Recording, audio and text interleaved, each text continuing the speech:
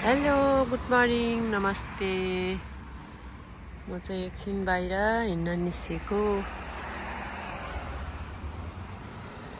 यस्तो के फल फलेको कस्तो राम्रो के फल्यो थाहै छैन। नाम के हो? आज त शीतल भएको छ। अस्तिको दिन चाहिँ एकदम 2-3 दिन एकदम गर्मी भएको थियो अस्ट्रेलियामा। आज चाहिँ शीतल भएको छ, घाम लागे पनि शीतल भएको छ। नेपाली बस्ने घरहरू, यहाँ ट्रेन हिँड्छ,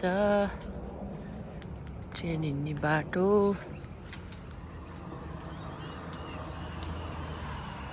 येल्लो कलरको गाडी, छुट्टै कलरको गाडी। म चाहिँ यहाँ के फल्याएर छ यस्तो गोल काँक्री जस्तो? टन्नै फल्याएर छ त। ट्रेन हिँड्ने ठाउँ यहाँ। लौ लट्ट मुसाहरू दौडिन्छ नि त। यस्तरी फल्याएर छ यो। के हो यो? यस्तो अचम्मको। ल यो चाहिँ बिउ लगाएर रोप्न पर्यो। कतिको उम्रिँदो रहेछ। यस्तो यो पाकेको के रहेछ यो?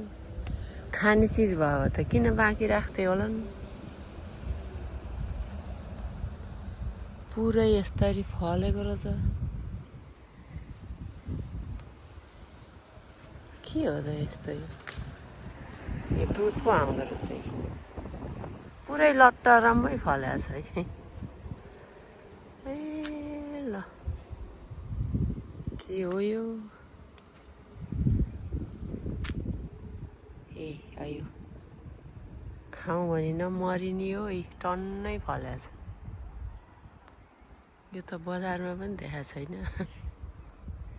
खाना हुने भएको भए किन राख्थे हुन त। यहाँ उयो झार औषधि हुन्छ भनेदेखि त्यो उहाँ बेच्यो भने बेच्ने ठाउँमा चाहिँ किनेर खाँदो रहेछन्।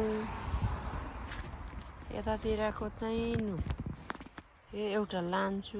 यो के रहेछ? यस्तो छ है। दुधै दुध लाग्ने रहेछ।